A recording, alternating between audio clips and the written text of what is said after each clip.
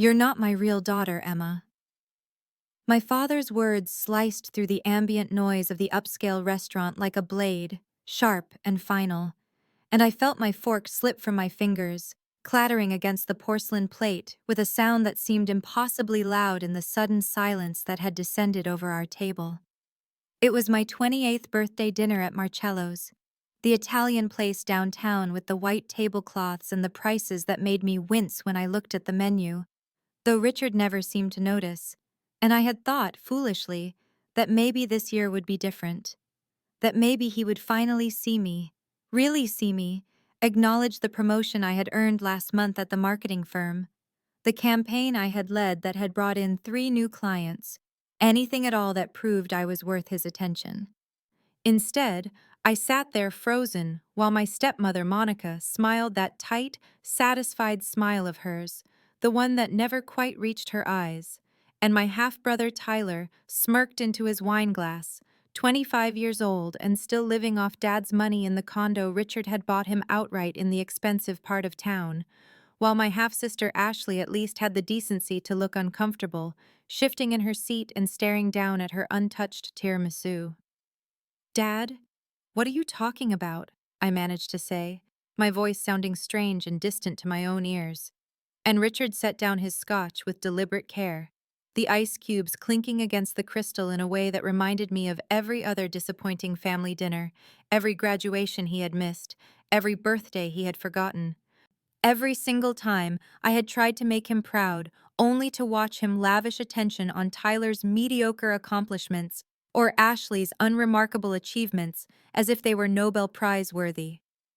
"I'm simply stating a fact, Emma," Richard said, and his voice was cold, detached, the voice he probably used when firing employees at Parker and Associates, the consulting firm he had built over 30 years with his partner Michael Chen, who I had met maybe twice in my entire life despite how much time Richard spent talking about the business. "You were adopted. Catherine and I took you in when you were 4 years old, and I've provided for you ever since.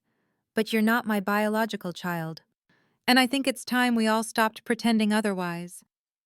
Monica reached over and placed her hand on Richard's arm, in a gesture that looked supportive, but felt somehow triumphant, and I saw Tyler trying to suppress a grin, while Ashley finally looked up at me with something that might have been pity, but did nothing to ease the crushing weight that had settled on my chest.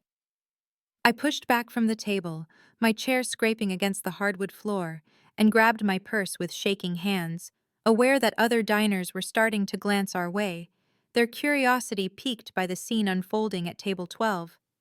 "Emma, don't be dramatic," Monica said, her tone saccharine and false.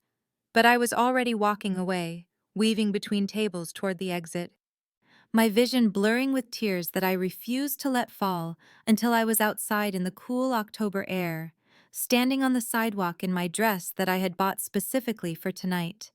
The dress I had hoped would make me look sophisticated and successful and worthy of my father's attention.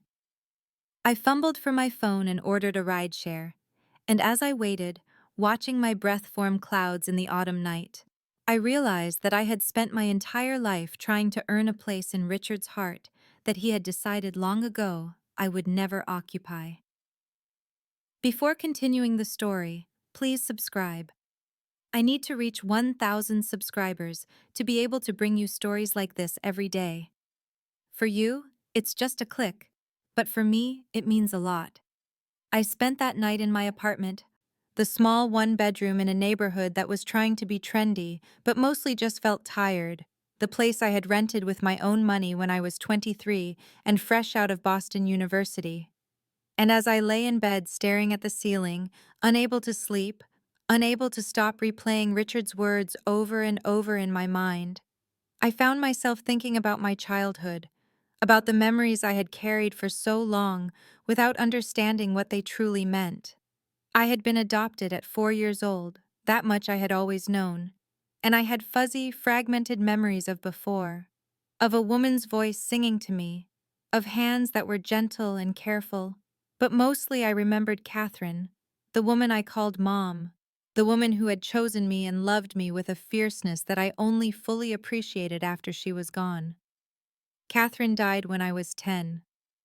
Breast cancer that took her too quickly, and I remembered standing at her funeral in a black dress that was too big for me, holding Richard's hand and believing that we would get through it together, that our grief would bind us closer. Instead, Richard had retreated into his work at Parker and Associates, spending longer and longer hours at the office with Michael Chen. And when he came home, he seemed to look through me rather than at me, as if I reminded him of something he wanted to forget. He remarried when I was 12, bringing Monica into our lives along with her practiced smile and her talent for making me feel like an inconvenience. And then Tyler was born when I was 13, and Ashley when I was 15, and with each new addition to the family, I felt myself being pushed further and further to the margins, becoming less visible, less important, less worthy of attention. The pattern had been so gradual that I had blamed myself, convinced that if I just tried harder, achieved more, made myself more valuable, Richard would finally see me the way he saw Tyler and Ashley. I had earned a full scholarship to Boston University, a fact that Richard mentioned once in passing before changing the subject to Tyler's acceptance to a state school with mediocre grades.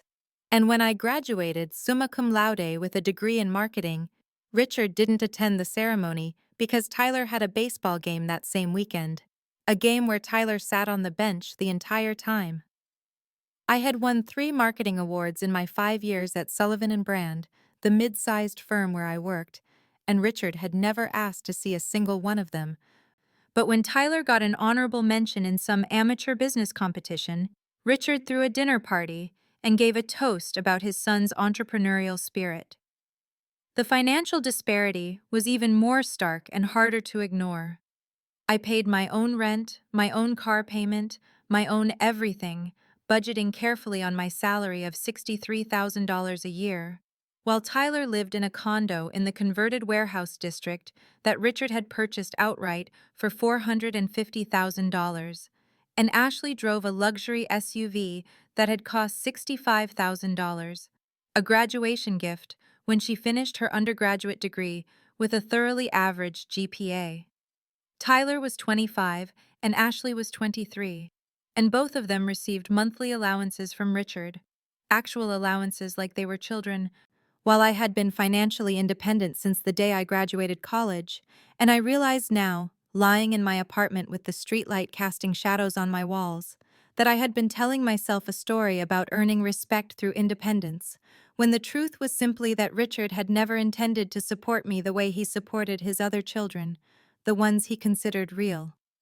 I called in sick to work the next morning, the first time I had done so in 3 years, and I lay in bed with my phone in my hand, staring at the ceiling of my apartment, while tears leaked silently down my temples into my hair, my father's words echoing endlessly through my mind like a recording stuck on repeat.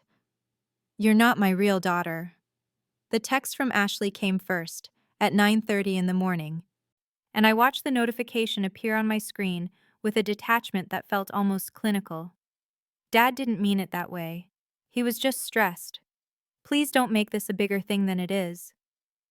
I didn't respond, couldn't summon the energy to explain to my half-sister that there was no other way to interpret what Richard had said, no softer version of that particular knife blade.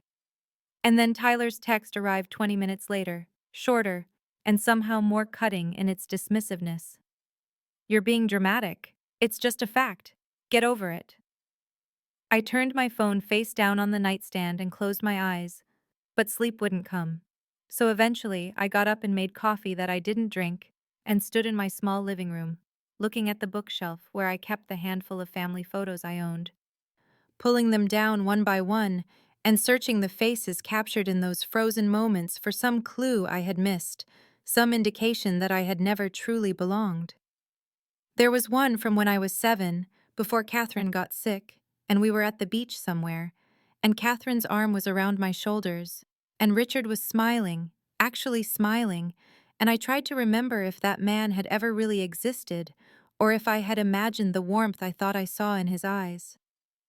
My phone rang at 11, and I saw Zara's name on the screen and answered, because she was the one person who had never made me feel like I was asking for too much, simply by existing. Emma, I've been worried about you since your text last night, Zara said, her voice warm and concerned. And something in my chest loosened enough that I could finally breathe properly. And I told her everything, the whole terrible dinner, Richard's pronouncement, the way Monica had smiled and Tyler had smirked, and even Ashley's pity hadn't been enough to make her defend me. Zara listened without interrupting, and when I finished, she said quietly, Emma, I think you need to find out the whole truth about your adoption. There's something here that doesn't make sense. Your father doesn't just say something like that out of nowhere.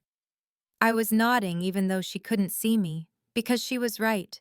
There had been something deliberate about the timing, about the way Richard had chosen my birthday to make his announcement, and I was just opening my mouth to respond when my phone buzzed with another incoming call, and I looked at the screen in confusion because the name displayed was Michael Chen, my father's business partner of 20 years. A man I had met perhaps twice in my entire life, and who had absolutely no reason to be calling me on a Thursday morning when I should have been at work.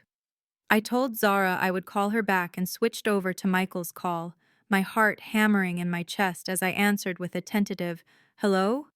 And Michael's voice came through, professional, but with an undercurrent of urgency that I had never heard before in our brief interactions at company holiday parties and the occasional family dinner where he had been present in the background, always polite but distant. Emma, I hope I'm not calling at a bad time, he said, though something in his tone suggested he knew exactly how bad a time it was. But I was wondering if you might be available to meet for coffee this afternoon, say around 2 o'clock? I sat down on my couch, confused and suddenly wary, because Michael Chen had been Richard's business partner for 20 years and had never once called me, never once sought me out for any reason, and I couldn't imagine why he would start now unless Richard had sent him to smooth things over, to deliver some kind of corporate apology that would make everything worse. I'm not sure what we would have to talk about, I said carefully, and there was a pause on the other end of the line, a moment where I could hear Michael breathing, thinking, choosing his words with obvious care. There are things you need to know, he said finally, his voice quiet but firm. Things about your family, about your father, about your adoption that I've kept silent about for too long. And after what happened at dinner last night, I can't stay silent anymore. My mouth went dry and I felt my pulse jump because those words, that phrasing, suggested knowledge that Michael Chen should not have, could not have, unless someone had told him about Richard's announcement, about the terrible pronouncement that had shattered my understanding of who I was. How do you know about dinner? I asked, and Michael sighed, a sound that carried what seemed like years of exhaustion. I know a lot of things, Emma. Things I should have told you years ago. And I'm asking you to meet with me because you deserve the truth, and I'm ready to give it to you.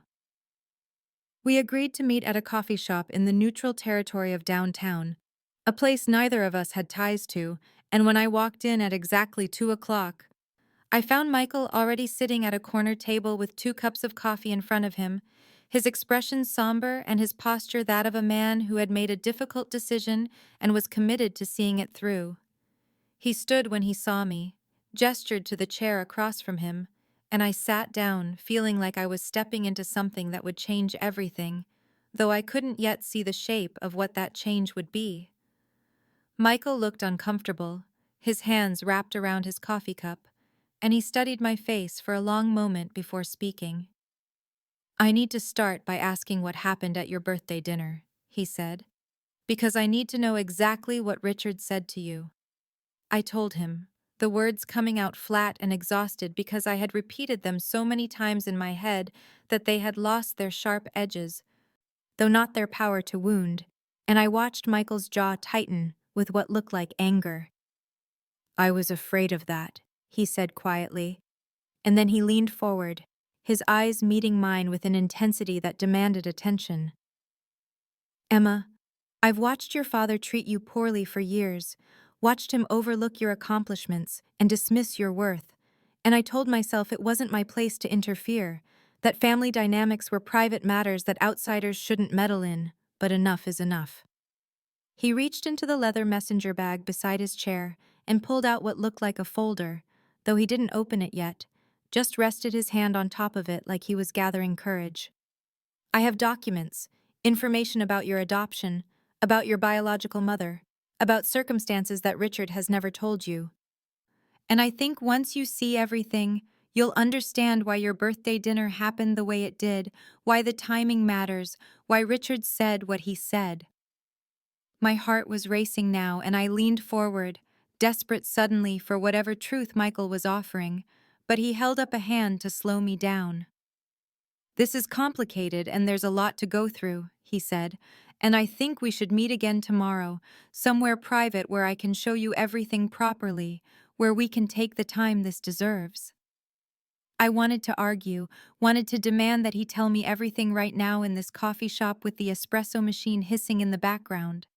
But something in Michael's face told me he was right, that whatever he had to reveal required time and space and privacy.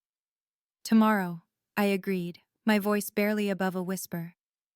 And Michael nodded, relief crossing his features as he stood to leave, but he paused and looked down at me with something that might have been compassion, or might have been guilt. "Your mother, Catherine, was a good woman," he said softly, "and she loved you more than anything in this world, and I want you to remember that when you learn everything tomorrow, because that love was real, Emma, even if everything else turns out to be more complicated than you thought." I couldn't sleep that night, couldn't even pretend to rest, as I lay in my bed staring at the darkened ceiling, while my mind raced through possibilities and questions and half-formed theories about what Michael Chen might reveal tomorrow, what documents he possessed, what truths about my adoption had been hidden from me for 28 years. At 2 in the morning, I gave up on sleep entirely and opened my laptop, searching for adoption records in Massachusetts, trying to find any trace of my own history in the digital archives. But I hit dead end after dead end, blocked by privacy laws and sealed records and bureaucratic walls that seemed designed specifically to keep people like me from understanding where they came from. I was closing the laptop in frustration when I remembered something I hadn't thought about in years, a memory surfacing from when I turned 18 and Richard had given me a cardboard box containing some of Catherine's belongings, things he said she would have wanted me to have, jewelry and photographs and personal items that I had looked through once and then stored away because it hurt too much to see her handwriting, to touch things her hands had touched. The storage unit was 20 minutes away, and I knew it was insane to go there at 2:30 in the morning, but I was already pulling on jeans and a sweater, already grabbing my keys and driving through empty streets to the climate-controlled facility where I paid $60 a month to keep boxes of my past locked away in a 10 by 10 concrete room. I found Catherine's box in the back corner, buried under winter clothes and old textbooks, and I sat on the concrete floor under the harsh fluorescent lights and opened it with hands that trembled slightly, pulling out her jewelry box first, the wooden one with the inlaid mother of pearl that I remembered sitting on her dresser. Inside were her wedding rings, her pearl necklace, a few pairs of earrings, and underneath the velvet tray I found letters, at least a dozen envelopes in Catherine's careful handwriting, each one addressed to "My Darling Emma," in blue ink that had faded slightly with time. I opened the first one, and tears blurred my vision immediately as I read Catherine's words, telling me how much she loved me, how she had wanted to be my mother from the first moment she saw me, how I was the greatest gift of her life. And I read through letter after letter, each one written during the last months of her illness, when she must have known she was dying, when she was trying to leave me pieces of herself to hold on to. The fifth letter made my breath catch in my throat, because Catherine's tone changed, became more serious, more urgent, and she wrote, "Emma, there is so much about your beginning that you don't know yet. Truths that Richard and I agreed to tell you when you were older, when you could understand the complicated circumstances that brought you into our lives, and I'm so sorry I won't be there to explain everything to you myself." She went on to mention the trust that Sarah's family established, and what's rightfully yours, And don't let anyone make you feel you deserve less than everything. And I read that passage 3 times, 4 times, my heart pounding as I pulled out my phone and photographed every letter, every page, documenting Catherine's words. I sat in that storage unit until 4 in the morning, reading and rereading those letters. And by the time I drove home with the jewelry box carefully secured in my passenger seat, I had filled a notebook with questions for Michael. With connections I was starting to see between Catherine's cryptic references and Richard's sudden cruelty, and I realized with a cold certainty that settled in my chest that Catherine had left me something, some inheritance or provision that Richard had concealed from me, and whatever Michael was going to tell me tomorrow was going to change everything I thought I knew about my family, about my worth, about who I really was. Michael's office was in a building I had never visited despite knowing he worked there, a modern space with glass walls and contemporary furniture that felt sterile and professional. And when I arrived at 10 o'clock the next morning, he was waiting for me in a small conference room with frosted glass that offered privacy from the rest of the office. He stood when I entered, gestured to a chair across from a table where a manila folder sat like a bomb waiting to be detonated, and I sat down, feeling my heart hammer against my ribs, as Michael took his own seat and placed his hands flat on either side of the folder as if steadying himself. Emma, what I'm about to tell you is going to change everything you think you know about your family, he began, his voice careful and measured. And I need you to understand that I've carried this information for 28 years, watching you from a distance, honoring a promise I made to someone who loved you very much. He opened the folder and pulled out a document that I recognized immediately as a birth certificate, though not the one I had seen before, not the amended adoption certificate that listed Richard and Catherine Parker as my parents, but something older, an original certificate with different information typed in the spaces. Michael turned it toward me, and I read the words with growing confusion and shock. Baby girl, born to Sarah Elizabeth Morrison, and in the space marked father, typed in official bureaucratic letters, Richard James Parker. I looked up at Michael, unable to process what I was seeing, and he nodded slowly, as if confirming that yes, this document was real. Yes, it meant what I thought it meant. Your biological mother was named Sarah Morrison, Michael said quietly, and she was my friend, one of my closest friends in graduate school, and she was engaged to your father Richard before he ever met Catherine. He pulled out a photograph, old and slightly faded, showing a young woman with dark hair and eyes that looked startlingly like mine, standing next to a younger version of Richard, both of them smiling, her hand displaying an engagement ring. Sarah got pregnant with you during what should have been the happiest time of her life, Michael continued, but the pregnancy was complicated from the start, medical issues that put her health at risk, and in the middle of all that crisis, Richard met Catherine at a work event, and something shifted in him, some panic about the responsibility of fatherhood and marriage, and he made a choice that I've never forgiven him for. Michael's voice carried old anger now, controlled but present. He broke off the engagement with Sarah and married Catherine within 6 months. And Sarah, who was already struggling with medical complications and knew she might not survive your birth, made the devastating decision to give you up for adoption. I felt tears streaming down my face as Michael spoke, as he explained that Catherine had been told by doctors that she could never have children, that she desperately wanted to be a mother, and when Richard confessed about Sarah and the baby, Catherine had insisted they adopt me, that she would raise Richard's biological daughter as her own. Sarah gave birth to you and held you for 3 days, Michael said, pulling out another document, this one a handwritten letter, and then she signed the adoption papers allowing Richard and Catherine to take you, and she died 4 weeks later from the medical complications that had plagued her pregnancy. He pushed the letter across to me and I recognized the handwriting, shaky and weak, but legible. Sarah's final words to her daughter she would never know, telling me that she loved me, that she wanted me to have a good life, that she had asked her friend Michael to watch over me from a distance and make sure I was treated well. I've kept that promise for 28 years, Michael said, watching you grow up, seeing Richard and Catherine raise you, and after Catherine died, I watched Richard slowly push you away, and I told myself it wasn't my place to interfere, but when he said those words at your birthday dinner, when he claimed you weren't his real daughter, I knew I couldn't stay silent anymore because Emma, you are his real daughter. You're his biological child, and Catherine chose you specifically because of that connection, because she loved Richard enough to raise his daughter as her own. I sat across from Michael in that conference room trying to absorb the enormity of what he was telling me, trying to reconcile the image of Catherine I had carried all these years with this new understanding that she had chosen me specifically because I was Richard's biological daughter, that she had made him promise to love me as fully his own, that the adoption had been finalized with full knowledge of my parentage, and both of them had agreed to raise me without distinction or qualification. Catherine made Richard swear he would never treat you differently, Michael said, pulling out more documents, copies of the adoption agreement with handwritten notes in the margins.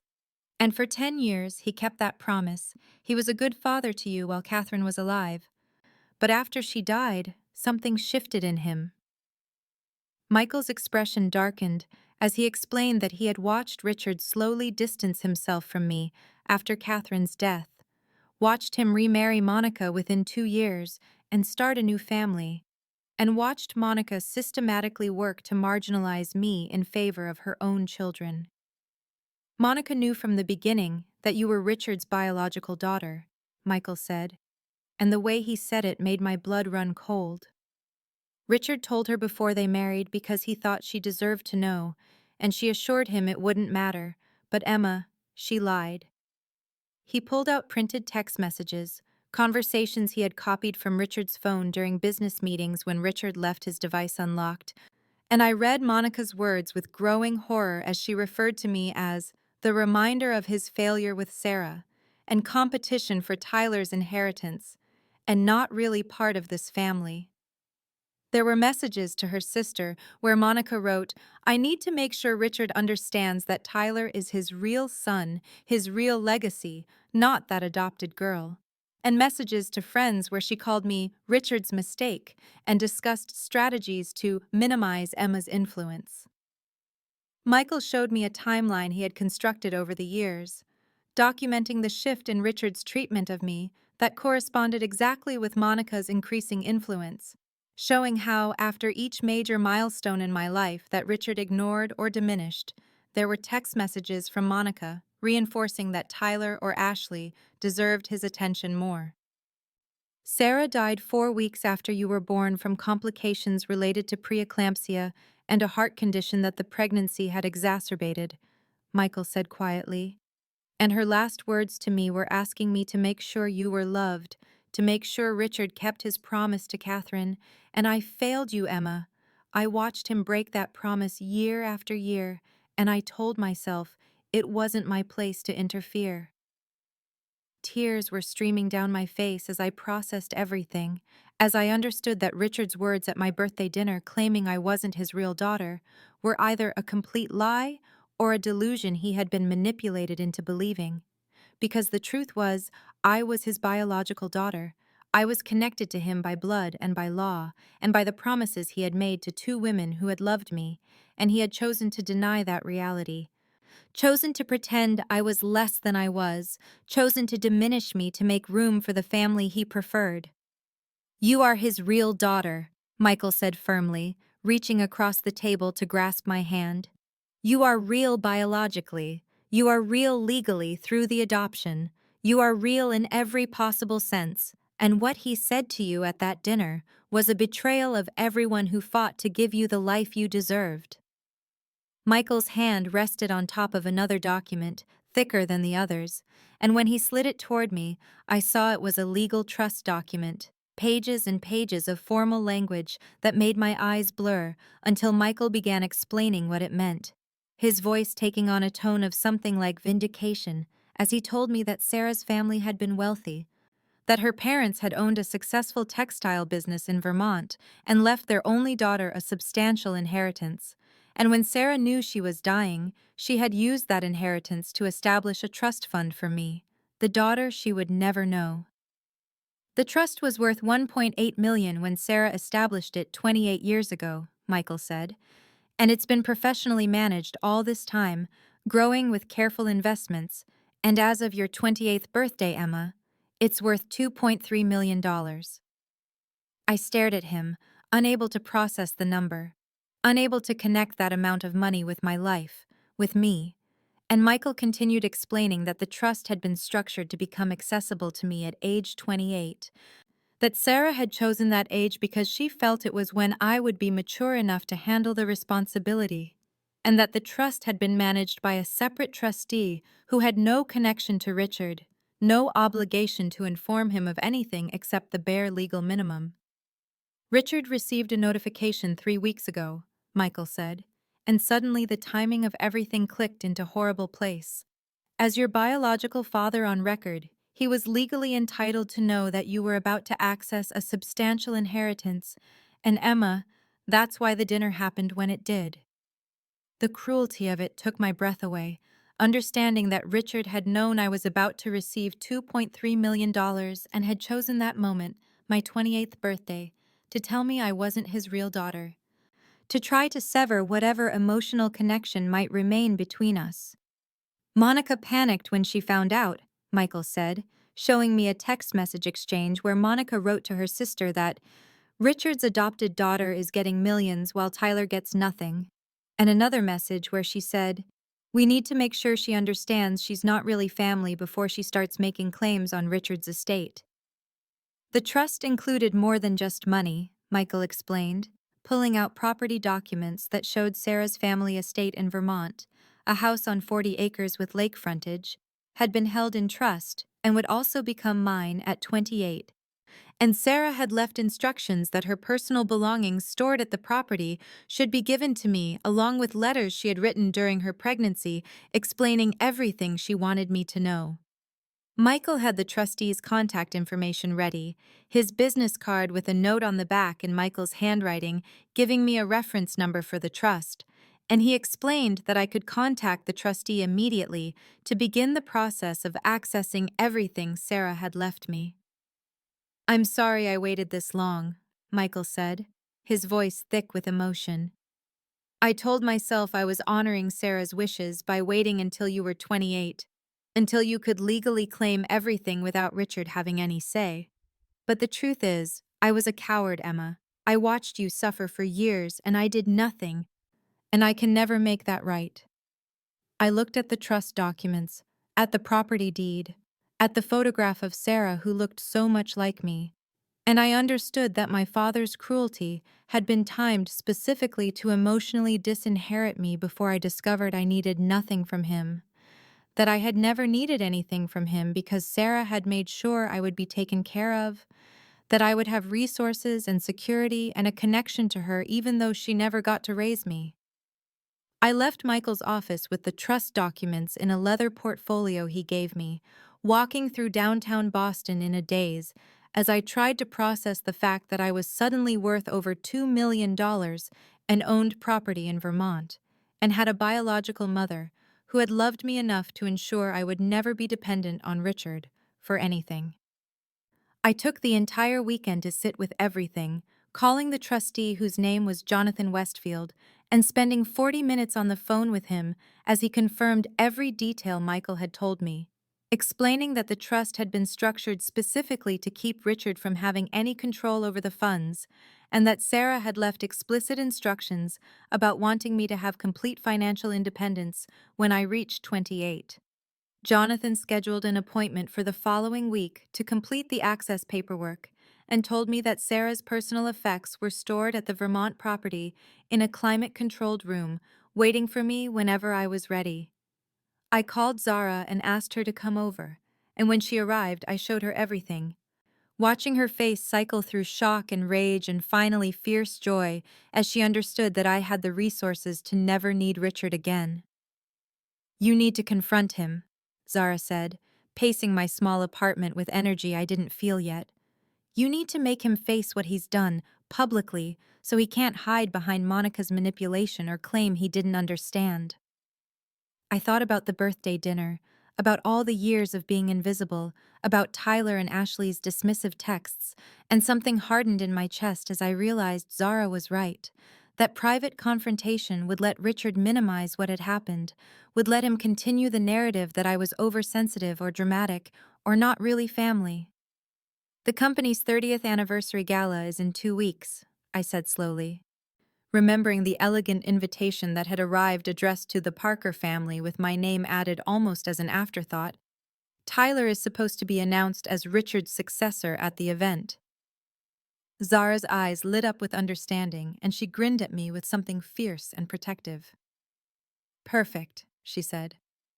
I contacted Michael on Monday and asked him about the gala, about whether the other partners were truly happy with Richard's plan to install Tyler as the next generation of leadership, and Michael's silence before he answered told me everything I needed to know. Patricia and Jim have been expressing concerns for the past 6 months, Michael admitted. Tyler has no real qualifications, he's never brought in a client or managed a significant project. And Richard keeps dismissing our questions about succession planning by saying it's a family business, and Tyler is family. Michael explained that the partnership agreement actually required a majority vote of all partners for any succession plan, but Richard had been acting as if Tyler's position was already decided, steamrolling over the normal governance processes. If someone were to raise questions at the gala, in front of clients and employees, Richard couldn't ignore the proper procedures, Michael said carefully, and I understood he was offering me an opening, a way to force the confrontation into public space where truth would matter more than Richard's comfort. I spent the next week documenting everything, creating a timeline with dates and specifics, gathering the text messages from Tyler and Ashley, asking Michael to provide copies of the evidence he had shown me about Monica's manipulation, photographing the trust documents and my birth certificate and the adoption papers. I contacted a lawyer who specialized in trust and estate law, wanting to make sure I understood my rights and that Richard couldn't somehow challenge Sarah's trust.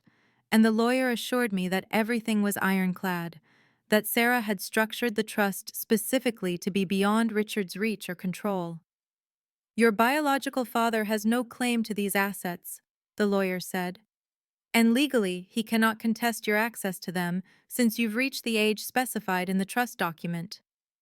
I also began researching Richard's company more thoroughly, looking at their client list and realizing with a start that I had done consulting work for 3 of their largest accounts, projects I had won through my own marketing firm connections without ever mentioning my relationship to Richard, and those 3 clients represented almost $5 million in annual revenue for Parker and Associates.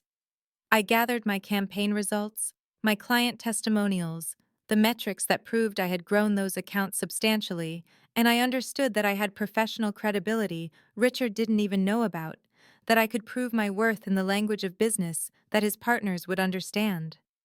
Zara helped me prepare emotionally, role-playing the confrontation and reminding me to stay calm and factual, to let the evidence speak rather than getting drawn into emotional arguments. And gradually I felt my hurt transforming into something clearer and stronger, something that felt like purpose. The trust paperwork was processed within a week, and suddenly I had access to $2.3 million, an amount so large I kept checking my bank account to make sure it was real, that Jonathan Westfield hadn't made some terrible mistake when he transferred the first portion of liquid assets into the account I had opened specifically for Sarah's gift. I took 2 days off work and drove to Vermont, following the GPS to an address in a small town called Stowe, winding through mountains that were just beginning to show their autumn colors. And when I turned onto the private road that led to Sarah's property, I had to pull over because I was crying too hard to drive safely. The estate was beautiful in a way that made my chest ache. A sprawling farmhouse-style home painted pale yellow with white trim, sitting on a hill that sloped down to a pristine lake, surrounded by 40 acres of forest and meadow that belonged to me now, belonged to the daughter Sarah had never gotten to bring here. The property manager met me at the house, a kind woman named Ruth, who explained that she had maintained the estate for the trust since Sarah's death, keeping everything ready for the day I would arrive, and she handed me a set of keys that felt heavy with significance as she told me Sarah's personal belongings were stored in what had been her bedroom, untouched except for climate control and careful preservation. I walked through the house alone after Ruth left, running my hands along furniture Sarah had chosen. Looking at built-in bookshelves still filled with her books, standing in the kitchen where sunlight poured through windows that overlooked the lake, and I felt connected to her in a way I hadn't expected, as if the space itself held some echo of the woman who had given me life. Sarah's bedroom was on the second floor, a large room with windows on two walls and a window seat where I imagined her sitting, and I found her belongings carefully organized in closets and drawers, her clothes still hanging as if she might return, her jewelry box sitting on the dresser, and on the bedside table a stack of leather-bound journals that made my hands shake when I picked up the first one. I spent the rest of the afternoon and into the evening reading Sarah's journals, learning about her love for Richard that filled pages with hope and joy before the medical crisis that changed everything, her heartbreak at giving me up, described in words so raw, I had to stop reading several times to breathe through my own grief, her determination to make sure I would be cared for, even if she couldn't be the one to raise me, and her hope expressed again and again that someday I would know the truth, that I would understand she had loved me desperately, even though circumstances forced impossible choices. In the last journal, dated just weeks before her death, Sarah wrote about setting up the trust and choosing age 28 because it was when she had felt truly adult herself, capable of handling both freedom and responsibility, and she wrote that she hoped I would use the resources to build whatever life brought me joy, to never feel trapped or dependent or less than I deserved. On the dresser, I found a wooden box labeled with my name, and inside was a videotape, the kind that required an old player to watch, and a note in Sarah's handwriting that said, "For Emma, when she's ready."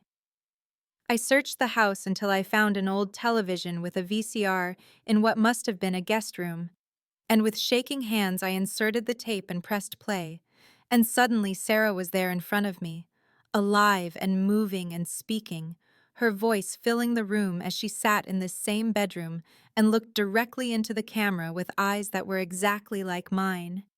She explained everything the way she must have wished she could tell me in person. Her medical crisis and Richard's marriage to Catherine and the adoption that had been both sacrifice and gift. And she told me that she had loved Richard, but she loved me more, that giving me to Catherine, who desperately wanted to be a mother, had been the only way to ensure I would be raised with love when Sarah knew she was dying. She cried on the video, and so did I, watching her, and her last words broke something open in my chest that I hadn't known was still sealed shut. Never let anyone make you feel less than whole, Emma. You are complete exactly as you are, loved beyond measure by mothers you may never fully know, but who wanted everything good for you. You are real, you are wanted, you are enough. I returned to Boston with Sarah's words echoing in my mind and a clarity I hadn't felt in years, knowing that the gala was now 8 days away, and that I needed to use that time to prepare not just evidence but myself, to transform the hurt daughter who had left that birthday dinner in tears into someone who could stand in front of 200 people and speak truth without breaking. The invitation to Richard's company 30th anniversary gala sat on my kitchen counter where I had left it weeks ago, elegant cream cardstock with embossed lettering that announced the event would be held at the Fairmont Copley Plaza with cocktails at 6 and dinner at 7. And I noticed for the first time that my name appeared below Tyler and Ashley's on the family list, almost an afterthought, clearly added because excluding me entirely would have raised questions.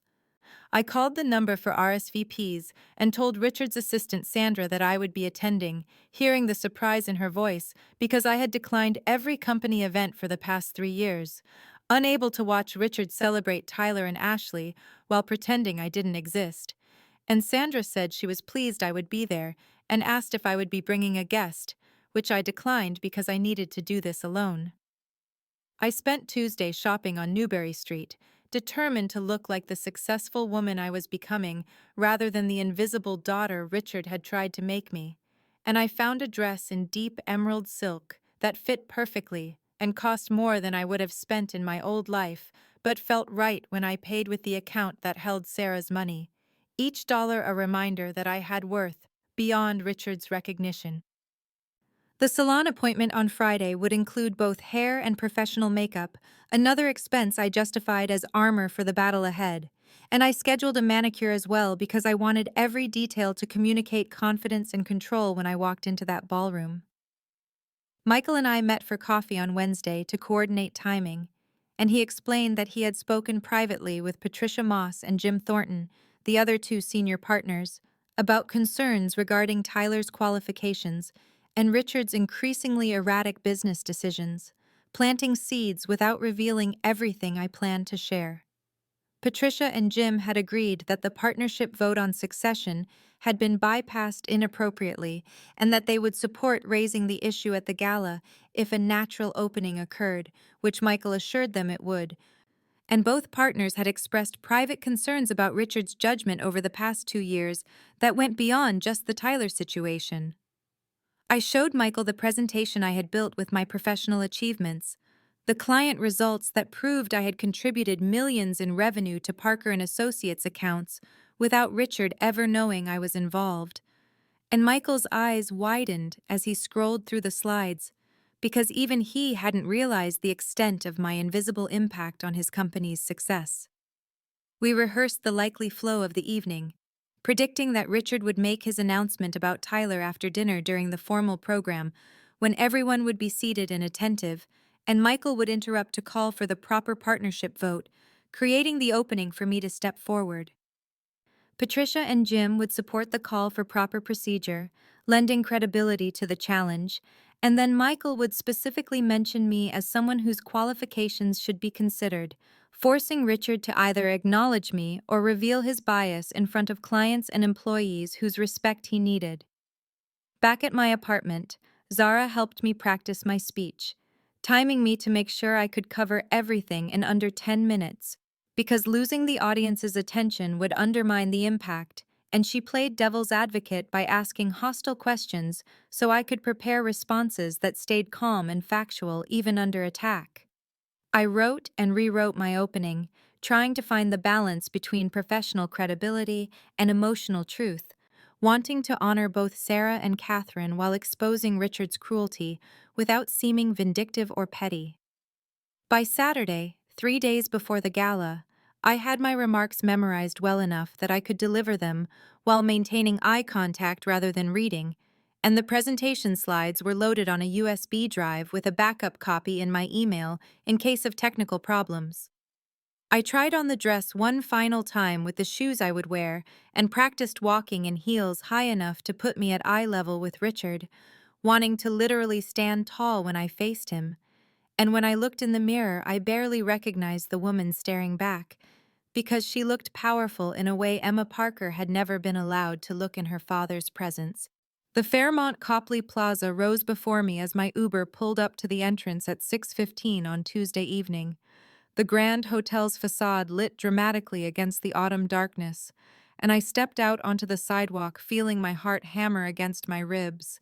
Despite all my preparation, despite the emerald silk dress that whispered expensive confidence with every movement, despite the professional styling that had transformed my hair into glossy waves and my face into a polished version of myself that looked older and more sophisticated than the hurt daughter who had fled a birthday dinner 2 weeks ago.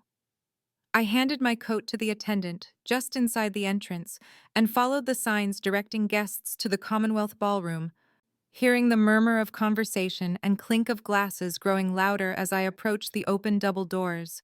And when I stepped into the ballroom, I was immediately struck by how many people had come to celebrate Parker and Associates' 30th anniversary. Easily 200 guests filling the space that glittered with crystal chandeliers and floor-to-ceiling windows draped in gold fabric. I accepted a glass of champagne from a passing server and moved into the crowd, scanning for familiar faces, and I spotted Richard almost immediately near the bar, surrounded by what looked like clients or potential investors, his silver hair and commanding presence making him easy to find even in a room this size. Monica stood beside him in an ice blue gown that probably cost more than my month's rent in my old budget, her hand possessively on Richard's arm as she laughed at something someone said, and neither of them had noticed me yet, which gave me a moment to steady myself and remember why I was here. Ashley saw me first, her eyes widening with surprise, as she broke away from a group of young people I assumed were friends of hers and Tyler's. And she approached with a cautious smile that didn't quite reach her eyes as she said, "Emma, wow, you look incredible. I didn't know you were coming." The nervousness in her voice suggesting she understood tonight might be complicated given what had happened at my birthday. I thanked her for the compliment and said something polite about not wanting to miss such an important company milestone, watching her process my presence and clearly wonder what it meant. And then Tyler appeared at her elbow. His expression shifting from surprise to dismissal so quickly, I almost laughed at how predictable he was. He nodded at me with barely concealed disinterest and said, "Emma," as if my name was a complete sentence that required no elaboration. Then immediately turned to Ashley to say something about needing to check on the seating arrangements, because apparently being announced as successor made him feel important enough to worry about place cards. And I let them go without trying to engage further because Tyler's opinion of me would be irrelevant in about 90 minutes. Michael found me near the windows overlooking Copley Square, appearing at my elbow with his wife Janet, who I had met only a handful of times over the years, and he introduced me properly this time, not as Richard's daughter but as Emma Parker, one of Boston's rising marketing consultants, which made Janet's face light up with interest as she asked about my work and my client base. I answered her questions naturally, letting my expertise and accomplishments speak for themselves, and I noticed Patricia Moss drifting closer to our conversation circle, clearly listening even as she pretended to examine the appetizers on her plate. Patricia was in her late 50s with sharp eyes and a reputation for reading people accurately, and when Michael drew her into our group and reintroduced me the same way he had to Janet, Patricia's eyebrows rose slightly as she said, "Parker, like Richard Parker, you must be related," giving me the opening to explain simply that I was his daughter. Patricia's expression shifted into something I couldn't quite read as she said, "I've worked with Richard for 8 years, and I don't think I've heard him mention you more than once or twice, which seems odd for someone with your obvious expertise." And the comment hung in the air between us, loaded with implication and observation. I smiled and said something about preferring to build my career independently rather than trading on my father's name, which was true enough and also planted the seed that my absence from Richard's narrative was my choice rather than his rejection. And I saw Michael hide a smile behind his drink, because we both knew that perception was about to be dramatically corrected. Movement near the bar caught my attention, and I turned to see Richard staring at me with an expression of shock that would have been satisfying if Monica hadn't been whispering urgently in his ear. Her face twisted into something ugly before she smoothed it back into social pleasantness, and I watched them both register that I had not only attended but had arrived looking successful and confident, and completely unlike the crying daughter they had last seen. Richard excused himself from his conversation and crossed the ballroom toward me with Monica trailing behind, and the crowd seemed to part naturally for him. In that way, powerful men expect the world to accommodate their movement, and when he reached me, he said, "Emma, this is a surprise. I didn't expect you to come," in a tone that suggested my presence was unwelcome, despite the public setting that forced him to be civil. I met his eyes steadily and said, "It's a family event, isn't it? And I'm family," with enough emphasis on the last word to remind him of what he had said at my birthday dinner, and I watched him process the challenge in my statement, his jaw tightening slightly, before he forced a smile that didn't reach his eyes. Monica touched his arm and said something about needing to greet more guests, clearly trying to pull him away from a conversation she sensed might become uncomfortable, but Richard nodded at me stiffly and said, "We'll talk later," before allowing himself to be led back toward the bar, and I knew that later would come much sooner than he anticipated and under circumstances he couldn't control. The announcement came through the ballroom sound system that dinner would be served shortly and guests should find their assigned seats, and I located my place card at a table marked family, though notably I was seated at the far end away from Richard, Monica, Tyler, and Ashley, who occupied the seats closest to the stage. The physical distance, another small cruelty that would have hurt me 2 weeks ago, but now just felt like evidence I would use. I took my seat and smiled at the other people at my table, employees from Parker and Associates who introduced themselves politely and made small talk about how nice the venue was and how the company had grown over the years. And I contributed to the conversation easily while my mind ran through the presentation one more time, checking the USB drive in my clutch purse and feeling the weight of what was coming settle over me like armor. Dinner was served in courses that I barely tasted, salmon and risotto, and roasted vegetables that I moved around my plate while monitoring the head table where Richard held court, and Tyler basked in anticipatory glory. And Monica surveyed the room with the satisfied expression of someone who believed she had won, and none of them had any idea that the evening they had planned so carefully was about to become something entirely different. The servers cleared the dessert plates and Richard stood, moving to the microphone at the center of the stage, and the room fell silent as he began to speak, thanking everyone for coming to celebrate 3 decades of success. And I felt my heartbeat accelerate as I realized we were minutes away from the moment I had been preparing for, the moment when everything would finally be said out loud, where it couldn't be denied or dismissed or hidden behind closed doors. And I touched the USB drive one more time and waited for my cue. Richard's voice filled the ballroom through the sound system as he spoke about the journey of building Parker and Associates from a two-person operation 30 years ago into the respected firm it had become, thanking the partners who had joined him along the way and the employees who had dedicated their careers to the company's success. And then he turned his attention to family, gesturing toward the head table as he said, "I want to thank my beautiful wife Monica for her unwavering support," and she smiled graciously while the room applauded politely. He continued by praising Ashley for her recent completion of a business degree, and Tyler for his dedication to learning the company operations, his voice warm with pride as he described how fortunate he was to have children who shared his vision and his values. And I felt the familiar sting of being erased even as I sat at the table marked family, my presence somehow invisible even when I was physically in the room. Richard never once looked in my direction or spoke my name during his acknowledgement of family, the omission so glaring that I saw several people at my table exchange uncomfortable glances, clearly noticing that someone was being deliberately excluded from the gratitude and recognition, and I used that hurt to fuel my focus rather than letting it diminish me the way it had for so many years. The speech shifted to business as Richard began talking about succession planning and the importance of ensuring Parker and Associates would thrive for another 30 years under new leadership. And I watched Tyler sit up straighter in his chair, his expression eager and anticipatory, like a child waiting to open birthday presents. Richard listed what he called Tyler's qualifications, describing his business degree from a state school that wasn't particularly selective, and his 3 years working in various departments at Parker and Associates in roles that I knew from Michael had been largely ceremonial. Positions created specifically to pad Tyler's resume without requiring actual competence or results. And the praise Richard heaped on these mediocre accomplishments would have been laughable if it wasn't so insulting to everyone in the room who had actually earned their positions through merit.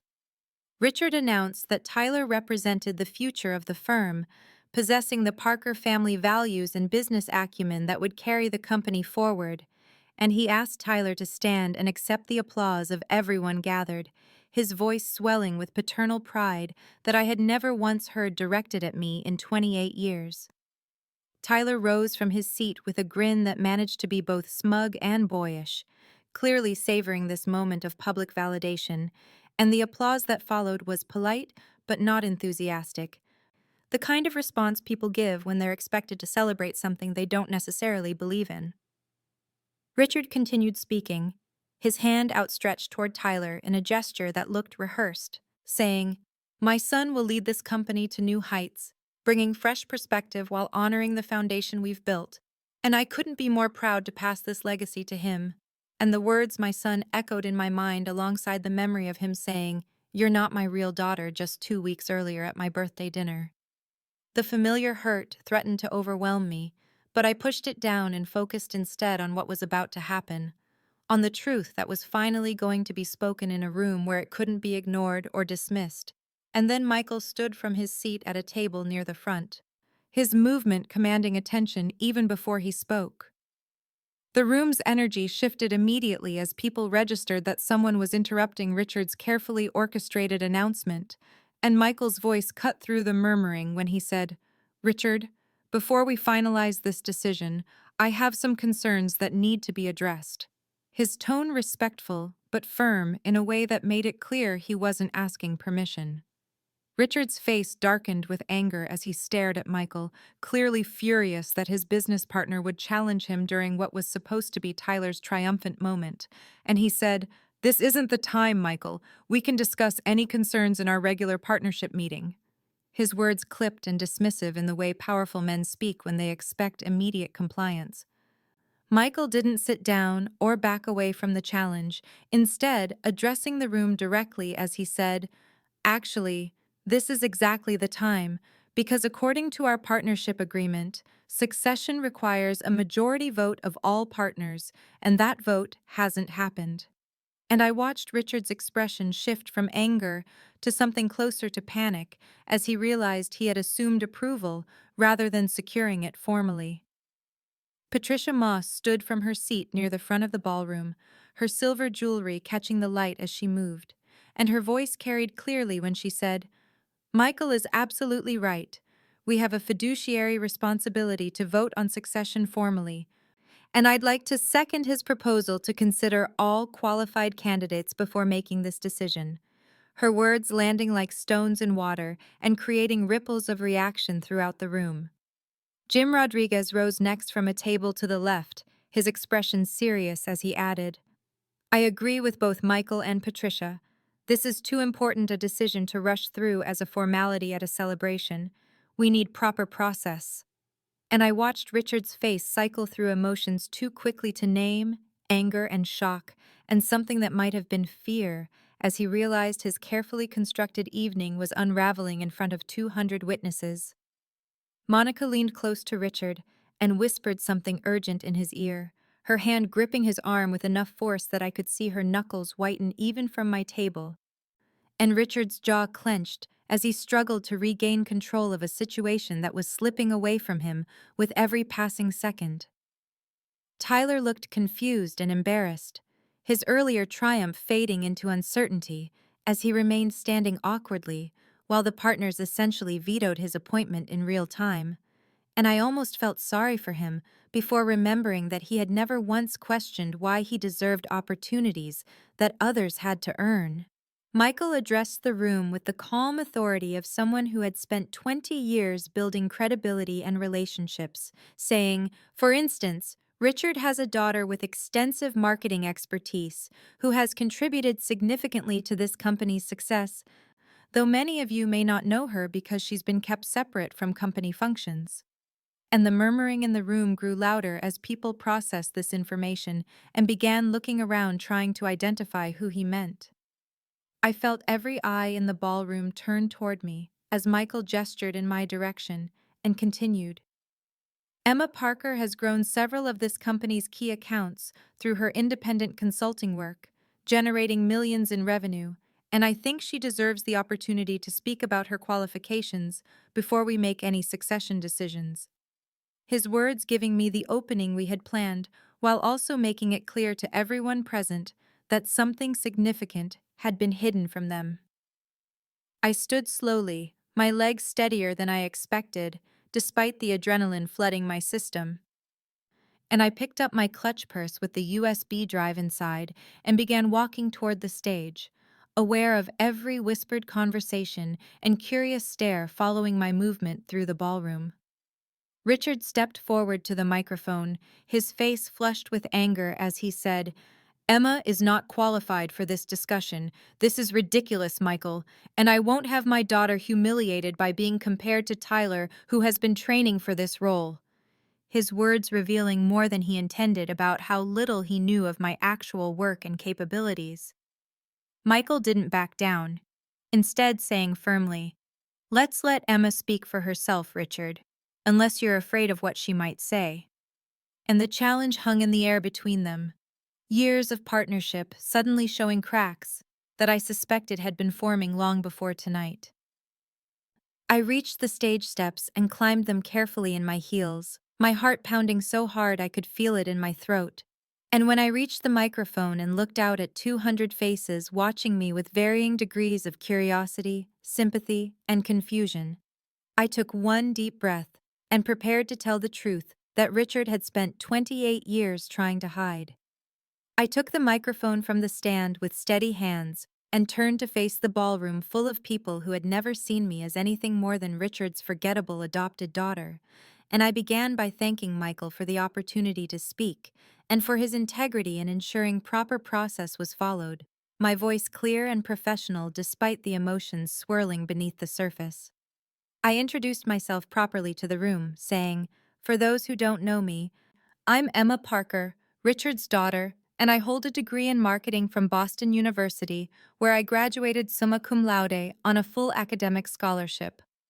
Pausing to let that credential settle before continuing with, "I've spent the past 6 years building a career in marketing strategy and brand development, work that has earned recognition including the New England Marketing Association's Rising Star Award and 2 regional Addy Awards for campaign excellence." I watched faces in the audience shift from polite attention to genuine interest as I established my qualifications, and I could see Richard's expression growing more confused because he had never bothered to learn any of this about me, had never asked about my work or my achievements in any meaningful way. I clicked the small remote in my hand, and the screen behind me lit up with the first slide that Michael's assistant had helped me prepare, showing the logos of 3 major companies that I knew Parker and Associates counted among their most important clients. And I said, "What most people in this room don't know is that I've been working as an independent consultant for 3 of this company's biggest accounts, hired by the clients directly based on my portfolio and reputation, not because of any family connection." The murmuring in the room grew louder as people recognized the company names and began doing the math, understanding that I had been generating revenue for Parker and Associates without anyone here knowing about the connection. And I continued, "Martinson Financial hired me 18 months ago to rebrand their investment services division, a campaign that resulted in a 42% increase in new client acquisitions and added approximately $1.8 million in revenue to their bottom line." I advanced to the next slide showing metrics and testimonials from the Martinson CMO, the data presented cleanly and professionally in a way that made my contribution undeniable. And then I moved through slides detailing my work for Cascade Technologies and Brennan Industries, 2 more Parker and Associates clients who had hired me independently and whose accounts I had grown substantially through strategic marketing initiatives. I stated clearly, "Combined, my consulting work has generated $4.7 million in revenue growth for companies that Parker and Associates serves, strengthening those client relationships and leading to contract renewals and expanded services." And I could see Jim Rodriguez nodding as he recognized the client names and Patricia Moss leaning forward with obvious interest. The contrast between my documented professional achievements and Tyler's thin resume of ceremonial positions was becoming painfully obvious to everyone in the room, and I watched my half-brother sink lower in his chair as the evidence of his unearned opportunities mounted against my proven track record. I advanced to a slide showing a quote from the Brennan Industries CEO calling my work transformative and essential to our market positioning. And then I looked directly at Richard and said with quiet intensity, "I never told Dad about any of this work because in 28 years, he has never once asked me what I do professionally, never expressed interest in my career, never seemed to consider that I might have something valuable to offer." My voice remained calm and professional throughout the presentation, keeping my emotions in check because I wanted the facts to speak for themselves without giving Richard any opportunity to dismiss this as an emotional outburst. And I could see from the faces watching me that the message was landing exactly as I had intended. I let the silence settle after my professional presentation, and then I said quietly but clearly, "But there's something else everyone in this room should know. Something that happened exactly 1 week ago that brought me here tonight." And I watched the faces in the audience shift from professional interest to personal curiosity as they sensed the tone changing from business to something far more intimate and painful. I took a breath and continued. Last week, my father invited me to dinner at Marcello's downtown to celebrate my 28th birthday. And during that dinner, in front of my stepmother Monica and my half-siblings Tyler and Ashley, Richard told me that I wasn't his real daughter. And I heard the collective intake of breath from 200 people as those words landed, saw the shock and discomfort ripple through the ballroom like a wave. I pressed on, before anyone could interrupt, saying, "I was confused and devastated because I've always known I was adopted. I've never hidden that fact. But the way he said it made me feel like I was somehow less than, like the adoption meant I didn't really count as his child." And my voice remained steady, even though I could feel the emotion building in my chest, because this was the moment where everything shifted from professional credentials to personal truth. I advanced to the next slide and said, "I was confused because I am adopted. That's true. I've known since I was young that my mother Catherine and Richard adopted me when I was 4 years old." And then I let the pause stretch before continuing. "But what I learned this week changes everything about that story, and about my identity." I clicked the remote again, and my original birth certificate filled the screen behind me. The document enlarged so that everyone in the ballroom could read the relevant lines, and I said with quiet intensity, "This is my original birth certificate, obtained from state records this week, and if you look at the line that says father, you'll see it lists Richard Andrew Parker." And the gasps were louder this time as people processed what they were seeing, and Richard went visibly pale at his table, his hand gripping the edge of the tablecloth. I explained clearly and calmly, "I am Richard's biological daughter from a previous relationship with a woman named Sarah Mitchell, a relationship that ended when Sarah became pregnant and faced serious medical complications.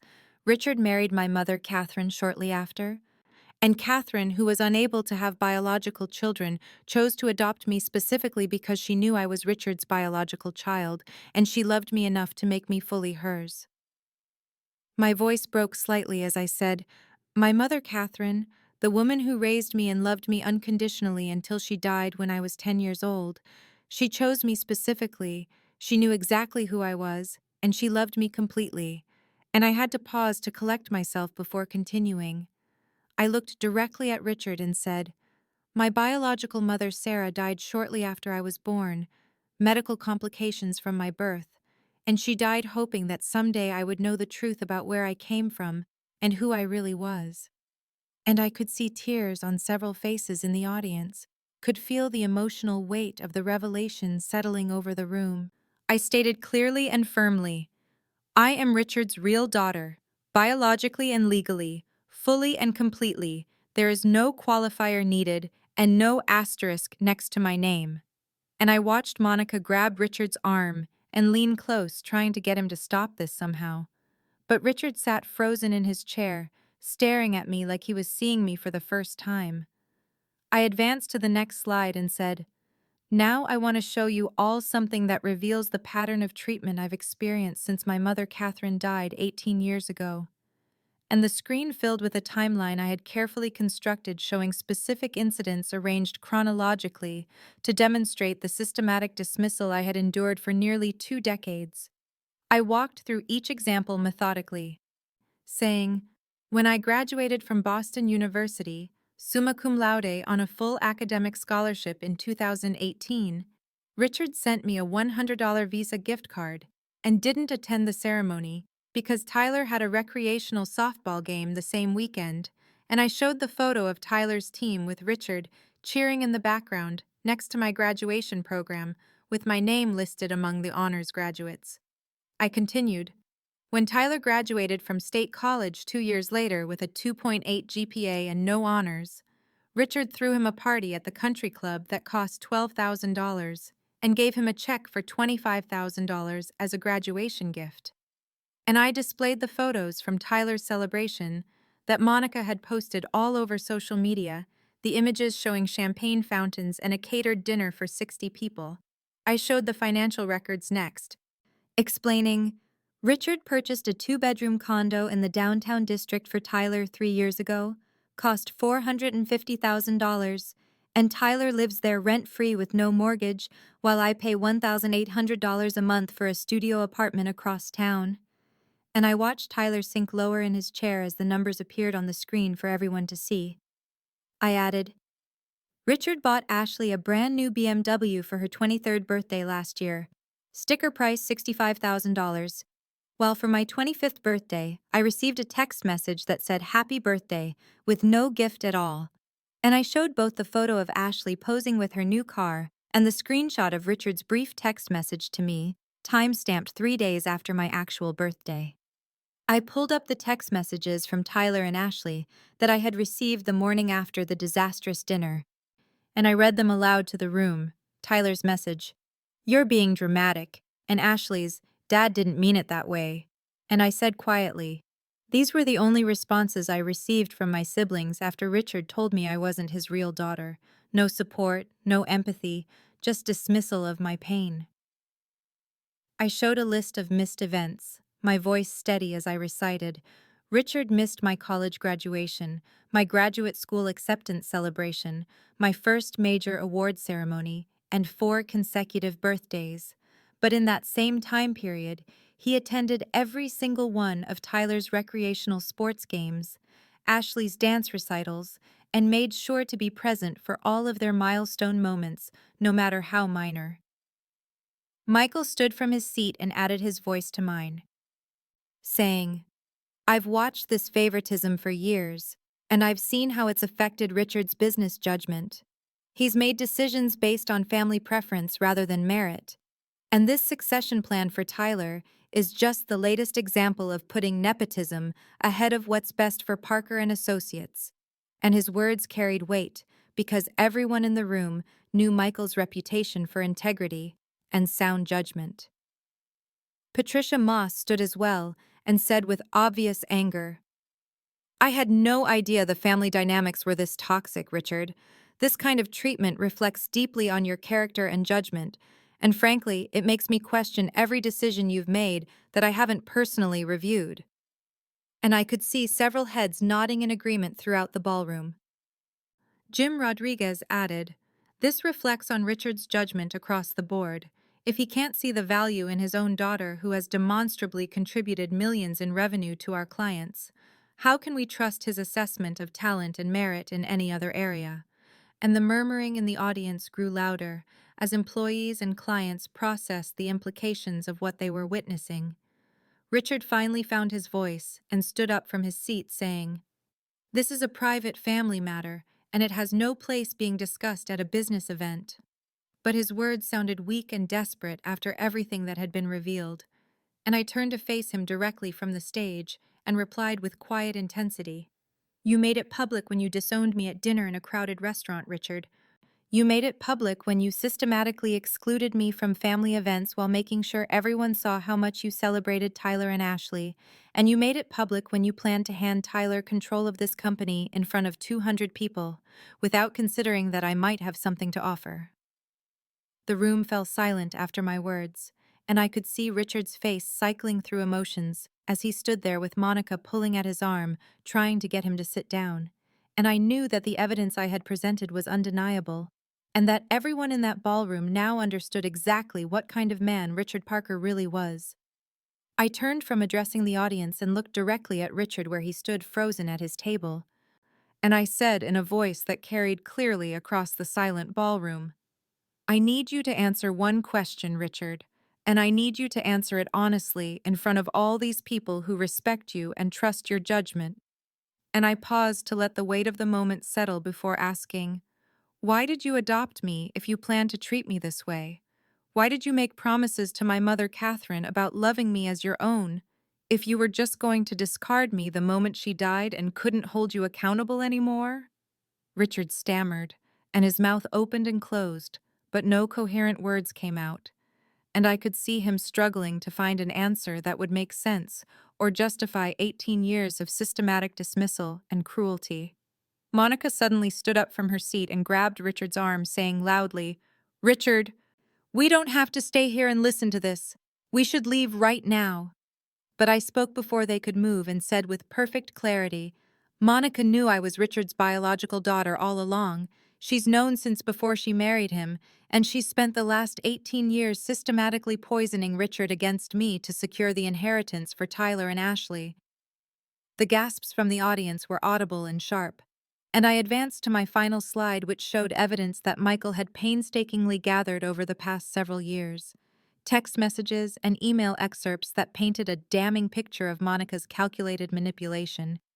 I read aloud from a text Monica had sent to her sister 3 years earlier that said, "Emma is a threat to Tyler's inheritance, and I need to make sure Richard sees her as the outsider she really is, blood relation or not."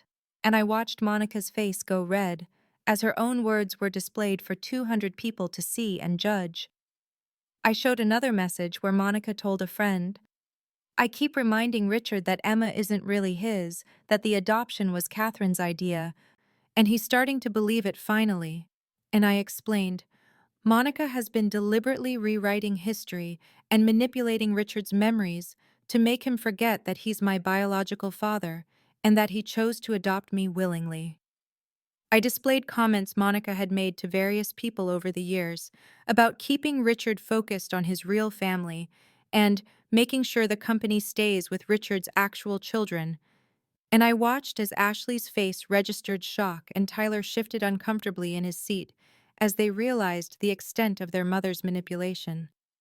Monica's voice rose to a shout as she said, "This is slander and defamation. I'll sue you for every penny you have." But I replied calmly, "Truth is an absolute defense against slander, Monica, and everything I've shown here is documented with dates, times, and witnesses. So please do take me to court if you'd like all of this examined under oath." Richard turned slowly to look at Monica with an expression of dawning realization and betrayal, and he said in a voice that shook slightly, "You knew. You knew the whole time that Emma was my biological daughter. You knew and you never told me. You let me believe that the adoption made her somehow less mine." Monica opened her mouth to respond, but nothing came out, and her silence was more damning than any confession could have been as the truth settled over Richard and over everyone watching this family drama unfold in real time. Richard's face cycled through emotions rapidly, shock giving way to anger, giving way to what looked like genuine horror as he understood what he had done and how thoroughly he had been manipulated. And I saw the moment when he realized that every cruel word and dismissive action had been built on Monica's lies and his own willingness to believe them. Michael stood from his position in the audience and said in a voice that carried absolute authority, "I'm calling for an immediate partner vote on the succession plan." And Patricia and Jim both nodded their agreement, while Richard looked around the ballroom with growing panic as he realized he had lost control of not just this moment, but potentially his entire company. Patricia addressed the room and said, "According to our partnership agreement, any major structural decision, including succession, requires a unanimous vote of all four partners, and we have not held that vote. Richard simply assumed we would all agree to hand the company to Tyler without question." And her tone made it clear that she was deeply unhappy about the assumption and about everything else she had learned tonight. Jim added, "In light of what we've all witnessed here, I move that Tyler Parker be withdrawn from consideration for any leadership position pending a proper review of all qualified candidates." And Michael immediately said, "I second that motion," followed instantly by Patricia saying, "I third it. This is clearly not the right choice for Parker and Associates." Tyler's face flushed dark red, and he sank into his chair looking humiliated as 200 people watched his promised future dissolve in real time, and Monica grabbed Richard's arm hard enough that I could see her knuckles go white even from the stage. Michael looked at me and said, "Emma, given your demonstrated expertise and the revenue you've generated for our key accounts, I'd like to formally offer you the position of marketing director at Parker and Associates with a full partnership track and the compensation that position deserves." And I heard murmurs of approval from several people in the audience who had seen my presentation and understood my qualifications. I stood there for a long moment, holding the microphone and feeling the weight of the offer, knowing that 3 weeks ago I would have done anything to hear those words from someone at my father's company, and I realized with perfect clarity that I didn't want it anymore because I had spent too many years trying to earn recognition from people who refused to see me. I said quietly, "Thank you, Michael. That's an incredibly generous offer, and I'm honored that you think I'm qualified." And I paused before continuing. "But I'm going to have to decline because I don't need this company, and I don't need to prove myself to anyone here anymore." I advanced to my final slide, which showed Sarah's trust documentation and the Vermont property deed, and I said, "My biological mother, Sarah, left me a trust fund worth $2.3 million, which became accessible on my 28th birthday. She also left me a 50-acre estate in Vermont with a house and outbuildings.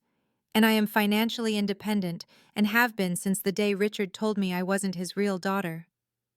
The gasps from the audience were audible, and I saw Richard's face go even paler as he understood that I didn't need anything from him, that I had resources he knew nothing about, and that his cruelty at my birthday dinner had been perfectly timed to coincide with me gaining access to everything Sarah had left me.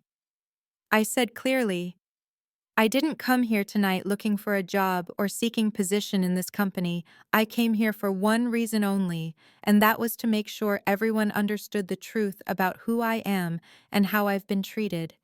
And I looked directly at Richard as I continued, "I'm announcing tonight that I'm launching my own marketing consulting firm based in Vermont, and I'll be taking on select clients who value expertise and results over family connections." 3 people from the audience immediately stood up, and I recognized them as executives from companies that Parker and Associates had courted for years. And one of them called out, "Emma, I'd love to discuss bringing my business to your firm." And I nodded and said, "I'll make sure to connect with you before the end of the evening." Richard suddenly moved toward the stage and said, "Emma, please, we need to talk about this." But I stepped back and held up one hand and said in a voice that stopped him cold, "You have a choice to make now, Richard, and you need to make it in front of all these people who've watched this unfold." And I waited until the room went completely silent before continuing. "You can acknowledge me fully as your daughter, both biological and adopted, and you can commit to treating me with the respect and recognition I deserve, or you can lose me completely and permanently, because I will not spend one more day of my life trying to earn love from someone who refuses to give it." Richard stood frozen halfway between his table and the stage, and he said, "Emma, I didn't understand. I thought, Monica told me that." But I cut him off and said firmly, "You chose to believe her, Richard. You chose to believe that adoption made me less yours, even though you knew you were my biological father. And you chose to hurt me over and over again for 18 years. So own that choice and stop blaming Monica for decisions you made yourself." I handed the microphone back to Michael and walked off the stage with my head high, and I saw Zara standing near the ballroom exit with tears streaming down her face and pride written across every feature, and I walked straight to her without looking back at Richard or Monica or anyone else in that room. 3 months passed, and I stood in the renovated barn on Sarah's Vermont estate that I now thought of as my estate, looking out at the lake through the large windows I'd had installed when I converted the space into my office. And I thought about how completely my life had transformed since that devastating birthday dinner, when Richard told me I wasn't his real daughter. My marketing firm had launched 6 weeks after the gala, and I already had 6 major clients, including 2 of the executives who had approached me that night, and 4 others who had heard about my work through industry connections, and the revenue projections for my first year were exceeding even my most optimistic estimates. Ashley had reached out to me 2 weeks after the gala with a long, tearful phone call where she apologized for years of standing by while I was dismissed and marginalized. And she explained that she had been so young when Monica started poisoning the family dynamic that she hadn't understood what was happening until she saw it all laid out at the gala. We were working on rebuilding our relationship slowly and carefully, meeting for coffee every couple of weeks, and talking honestly about our childhood and our mother's manipulation. And I could see that Ashley was genuinely trying to understand and make amends. Tyler had sent a brief text apology that was clearly written under duress, and I had responded politely, but without warmth. And we had not spoken since because I sensed that Tyler was still processing his humiliation and wasn't ready to do the real work of acknowledging his complicity in my mistreatment. Monica and Richard had separated within 2 weeks of the gala, and divorce proceedings were underway, and I had heard through Ashley that Monica was fighting viciously for every asset while Richard seemed hollowed out and diminished by the realization of what he had done and how thoroughly he had been manipulated. Richard had asked through Michael if he could meet with me, and after considerable thought and a long conversation with my therapist, I had agreed to a supervised lunch at a neutral restaurant, with the understanding that I was not promising forgiveness or reconciliation. That lunch had been one of the most difficult conversations of my life, as Richard sat across from me, looking older and more uncertain than I had ever seen him, and said, "Emma, I failed you in every way a father can fail a daughter, and I don't expect you to forgive me, but I need you to know that I understand what I did." He explained haltingly that he had been intimidated by me from the time I was young, because I reminded him so much of Sarah and of his failures and his choice to abandon her when she needed him most, and he said, "Monica exploited that fear and insecurity, but I let her. I chose to believe her version of reality because it was easier than facing my own guilt and shame, and that's on me, not on her." I listened to his confession without interrupting, and when he finished, I said quietly, "I don't forgive you completely, Richard. And I don't know if I ever will, but I'm willing to allow supervised contact if you're genuinely committed to doing the work of understanding what you did and why."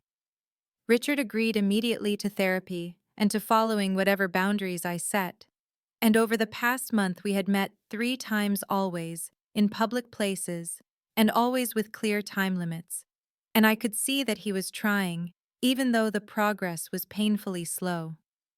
I had visited Catherine's grave on a bright October morning and stood beside her headstone telling her everything that had happened, and I thanked her for choosing me and loving me and fighting for me, even though Richard had ultimately betrayed the promises he made to her.